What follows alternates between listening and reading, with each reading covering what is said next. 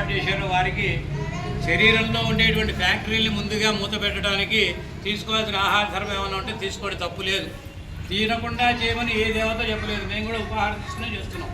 కాబట్టి మీరు కూడా అట్లా ఉంటే, ఎందుకంటే లోపల శరీరంలోకి వెళ్ళాల్సిన ఔషధాలు ఉంటాయి కదా, వాటికి ఆహారం కావాలి. మన శరీరానికి అక్కర్లా, మనకు అక్కర్లా, కానీ వేసుకునే ఔషధానికి మనకి లోపల కావాలి. కాబట్టి ఆహారం అట్లా ఏమైనా ఉంటే తీసుకోండి.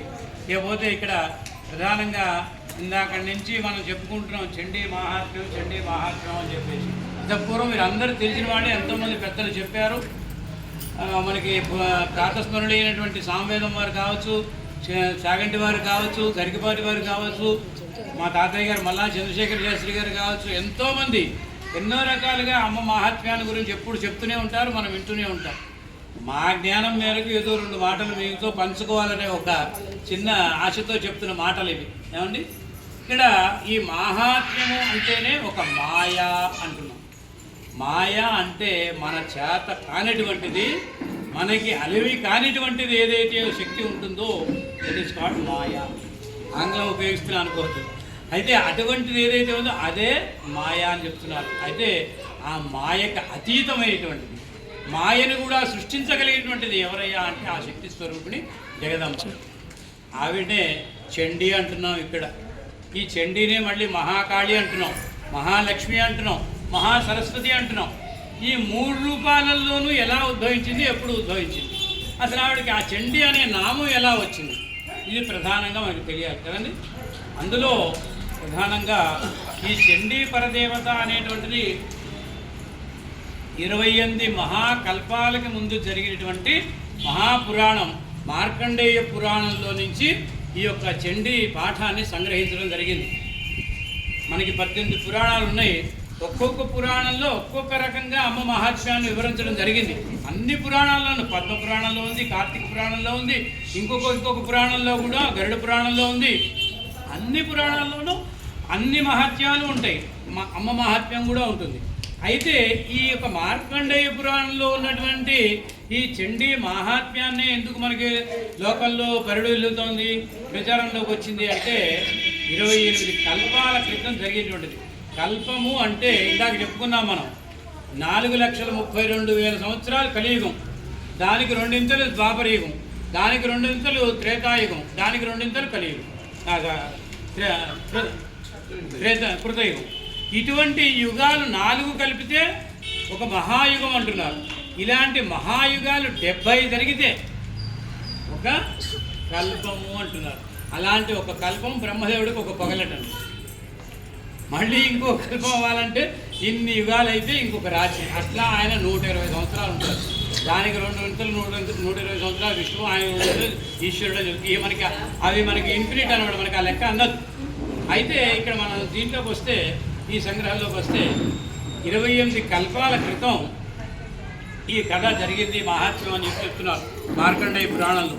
అయితే ఆ మార్కండేయ పురాణంలో ఎలా జరిగింది, ఎవరు చెప్పారయ్యా అంటే వైశంపాయనుడు అని చెప్పబడేటువంటి ఒక ఋషి ద్వారా ఇది వచ్చింది, ప్రాచుర్యంలోకి వచ్చిందని చెప్తూ ఉంటారు ఎంతోమంది ఋషుల ద్వారా. అయితే ప్రధానంగా మనకి సురధుడు అని చెప్పబడేటువంటి ఒక రాజు కోలా యుద్ధం కథా రూపంలో చెప్తున్నాడు మీకు. దీంట్లో మంత్రార్థము, మంత్ర వివరణ చెప్పాలంటే 15 రోజులు కాదు, 10 ఏళ్ళు చెప్పినా చెప్పుకోవచ్చు. అంత మహాత్మ్యం దాగి ఉంటుంది. ఎందుకంటే చండీ అంటేనే అంత రహస్యమైనటువంటి విద్య అండి. అందులో అన్నీ బీజాక్షరాలే. అందుకనే ఉపదేశం ఉండాలి. మహాత్మ్యం తెలుసుకోవాలంటే, అది పాఠం చేయాలంటే ఉపదేశం ఉండాలి, దాన్ని శ్రద్ధగా నేర్చుకోవాలి, గురుముఖంగా రావాలి అని చెప్తుంటారు. అయితే కథారూపంలో చూసుకుంటే సురధుడు అని చెప్పబడేటువంటి ఒక రాజు కోలా విధ్వంసులు అని చెప్పబడేటువంటి 2 రాక్షసుల చేత అపజయం పొంది ఆయన ఆ రాజ్యంలో నిలవలేక అడవులు పాలైపోతాడు. అక్కడికి వెళ్ళిపోయి విలపిస్తూ ఉంటాడు బాగా. ఏమని, అయ్యో ఈ రాజు నన్ను ఇట్లా అపజయం చేసి ఈ రాక్షసులు నన్ను తోసేశారు, ఇప్పటికీ నా ప్రజలు ఎలా ఉన్నారో, ఈయన అపజయం పొందిన వాళ్ళ ఆ ప్రజల గురించే ఆలోచన ఈయనకి. ఏమిటి బాధ నాకు, నా భార్య బిడ్డలు వీళ్ళందరినీ కూడా వదిలేసి ఇక్కడికి వచ్చాను, ఆ రాక్షసులు ఏ విధంగా వాళ్ళని హింసిస్తున్నారో, నా ప్రజల్ని ఎట్లా ఇచ్చేస్తున్నారో ఏమిటి అని చెప్పి విలపిస్తూ బాగా రోధిస్తున్నట్ట. అట్లా రోధిస్తూ ఈ యొక్క ముని ఆశ్రమానికి చేరుకున్నారు. ఆ ముని ఆశ్రమంలో చేర్చుకుని కూర్చుంటే అక్కడ దుఃఖం అనేటువంటిది ఏమీ లేదండి. అక్కడ అంతా ఆనందమయం, చిన్మయ స్వరూపం. ఎవరికి వాళ్ళు తపస్సు చేసుకుంటున్నారు, ఎవరికి వాళ్ళు మంత్రోపాసన చేస్తున్నారు, ధ్యానం చేస్తున్నారు, తపోనిమగ్నం అయిపోతున్నారు. ఎవరు పట్టించుకోవట్లేయండి. ఎలా కాలం గడిచిపోతుంది. కొంతకాలానికి ఒక వైశ్యుడు వచ్చాడు.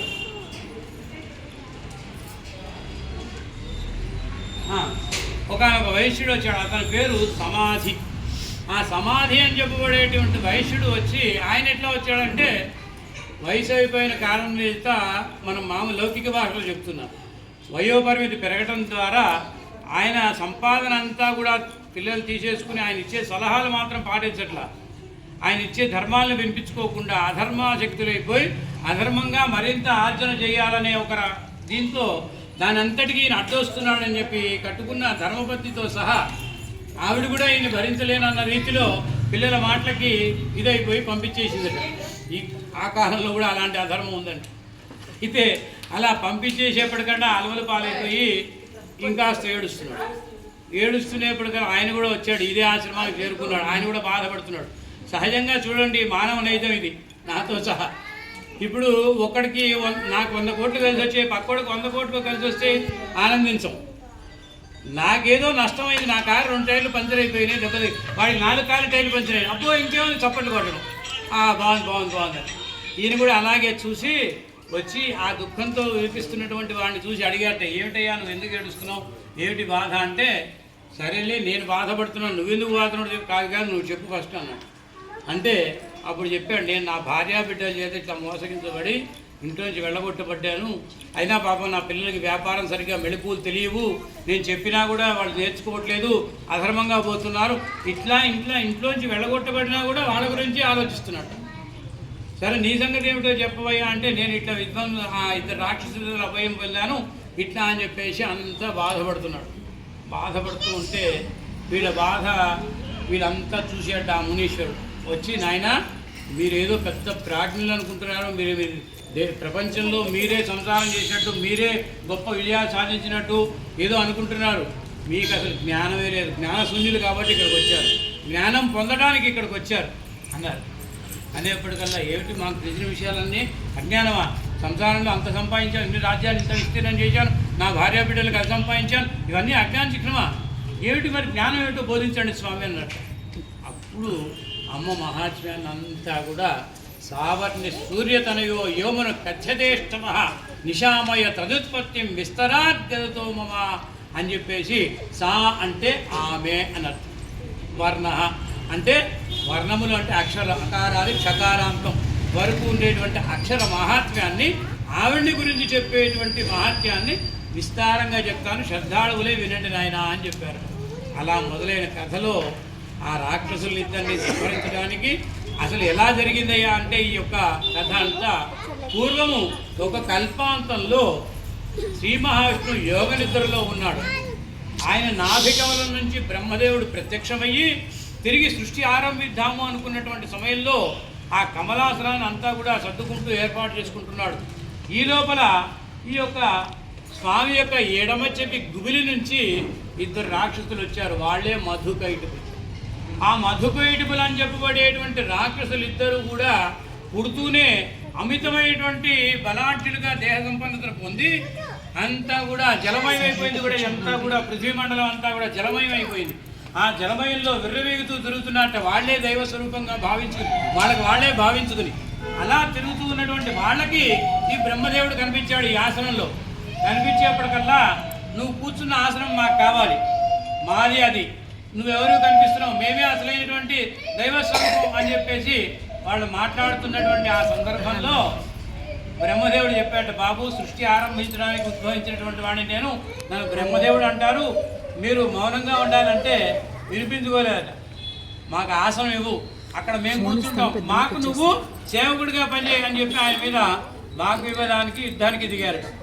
ఇక చూసి మీతో యుద్ధం చేయగలిగిన సంపన్నుడు